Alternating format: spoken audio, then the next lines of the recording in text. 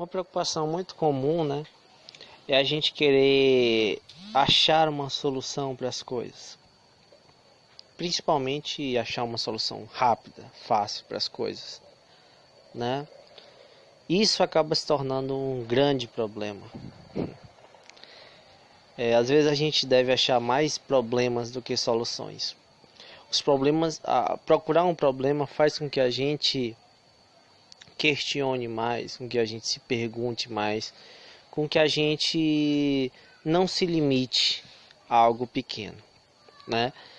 E essa é uma das grandes questões, né, que eu queria tratar, da questão do dogmatismo, né? O dogmatismo é justamente isso. A pessoa quer achar uma solução fácil para as coisas. Então ela adere a um pensamento dogmático, né? Um pensamento dogmático é um pensamento onde você para de ser um agente efetivo, um agente ativo, e passa a ser simplesmente um agente passivo. Você simplesmente adere a certa ideia sem jamais questioná-la, jamais questioná-la. A partir do momento que você começa a questioná-la, você não é mais dogmático.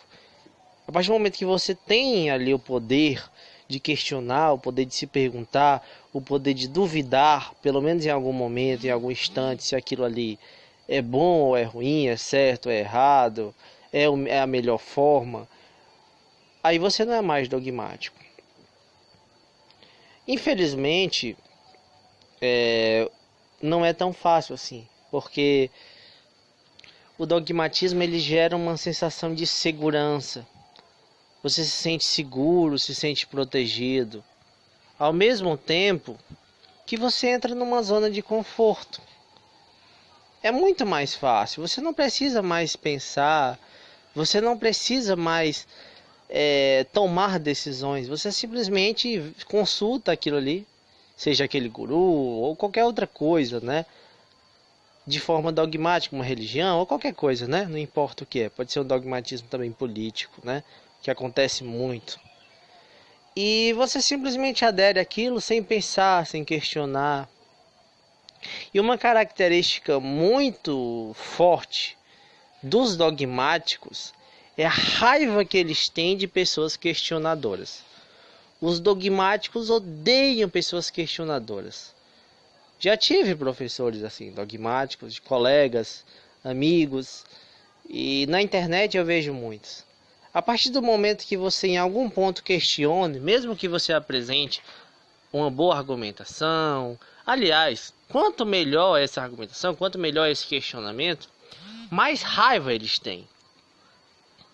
Porque no fundo, eles têm essa desconfiança. Mas é doloroso admitir isso. É doloroso admitir que você errou, que você fez uma escolha errada, que você está sendo dogmático. É doloroso para qualquer pessoa. Então você não quer sair daquela sua zona de conforto. Você quer permanecer ali, sendo manipulado. No fundo você pode até ter alguma desconfiança. Sempre você tem. Porque somos pessoas inteligentes. Mas como você está preso àquilo ali, você não busca questionar. Como a gente sabe, o que iniciou a atitude filosófica, né, o pensamento filosófico, foi o ato de questionar, o ato de não ficar preso a uma coisa dogmática, né? Foi questionar o sistema, questionar as pessoas, a questionar tudo, né? Então, é isso que acontece, sabe? É isso que acontece muito hoje. As pessoas estão dogmatizadas. Elas não querem discutir racionalmente as coisas. Elas não querem questionar. Então, quando você apresenta pontos de discussão, pontos de divergência, pontos de questionamento, qual a atitude dessas pessoas? Eu vou dar um exemplo no caso do YouTube, da plataforma, no caso de colegas, né, de canais ou de grupos que eu participei. Qual a atitude que eles tomaram quando eu apresentei algum questionamento, algum ponto de divergência? Expulsam de grupos, te bloqueiam, deixam de ser seus amigos, eles passam a ficar chateados por conta daquela crítica, mesmo seja uma crítica muito bem embasada, justamente porque eles veem como um perigo. Para eles é um perigo sair daquela zona de conforto, sabe? Eles gostam daquela zona, eles querem permanecer ali. Então eles buscam aquilo como uma segurança pessoal. Ter esse pensamento questionador, esse pensamento que não fica preso a algo de forma dogmática, não é tão fácil.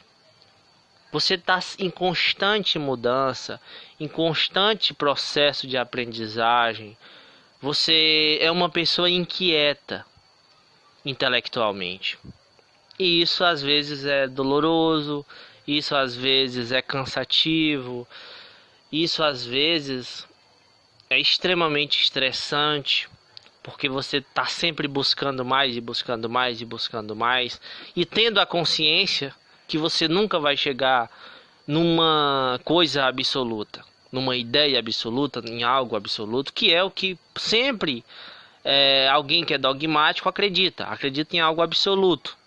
Acredita em algo que, bom, isso é uma lei, isso daqui não pode ser questionado, isso daqui não pode ser mudado, isso daqui é uma lei. Aí vem esses termos, leis naturais, aí essas coisas todas. Quando a pessoa diz lei, já é isso, né? Cientificamente, a gente está falando de ciência, tudo bem, de uma ciência exata, né? Da física, beleza, né? São as leis da natureza. Mas quando a gente fala sobre outras questões que envolvem coisas bem mais subjetivas, como é o caso da política, a gente não pode ter esse dogmatismo e a gente deve evitar também as paixões políticas por conta disso. Principalmente quando ela é personificada em alguma pessoa, em algum partido ou mesmo em alguma ideologia. Porque quando você não questiona, acontece o que acontece muito hoje em dia, né? Por exemplo, hoje em dia o que é que acontece? Há uma divisão no Brasil onde fala-se direita e esquerda. Mas dentro dessa direita e dentro dessa esquerda há muitas posições que são contraditórias uma com a outra, né? Então não existe apenas uma direita, uma esquerda e tal. E mesmo esses conceitos são conceitos complexos que, se a gente for discutir de forma bem realmente crítica, a gente vai chegar a vários pontos complexos de divergências. Então a política, ela naturalmente ela é feita para ser discutida e não para ser tratada dessa forma dogmática, né? A gente lembra aí como era feita a política no tempo dos gregos, né? Aquela política direta onde o cidadão ia lá e falava, né? Cada um falava e dava ali sua posição e tudo mais, chamadas ágoras, né? Na Grécia Antiga, onde surgiu o princípio ali de um tipo de democracia, né? É claro que é importante lembrar, sempre quando eu falo sobre essa democracia grega, que era uma democracia extremamente excludente, né? Apenas cerca de 10% da população realmente votava, realmente tinha essa participação, eram excluídas mulheres, escravos, né? E entre outros, né? Entre outros grupos que eram ali marginalizados, estrangeiros também, enfim. Apenas uma aristocracia realmente decidia a política. Infelizmente, de certo modo, isso não muda muito, porque a gente tem uma democracia, mas quem realmente hoje comanda a política, né? Grandes organizações, o que chamam de mercado, né? Grupos políticos ali poderosos, né? Grupos econômicos poderosos que investem milhões em campanhas, a grande mídia que consegue fazer ali aquela manipulação na massa. Então essa ideia de democracia que a gente tem é uma ideia bem fantasiosa também, sabe? A gente não deve se iludir demais com essa democracia, porque a gente vê qual é o resultado dela. Não é um resultado prático tão bom. Prova disso é o Congresso que a gente tem.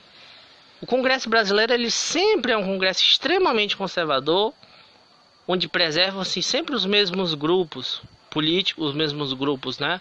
Principalmente da bancada BBB, a bancada da Bíblia, do boi, da bala. Então era essa reflexão que eu queria fazer hoje, gente. Não sejam dogmáticos, tenham um pensamento racional e tenham essa abertura para discutir a política. A política ela tem que ser discutida, tem que ser questionada sempre. Então, um abraço a todos e vamos que vamos. Até mais.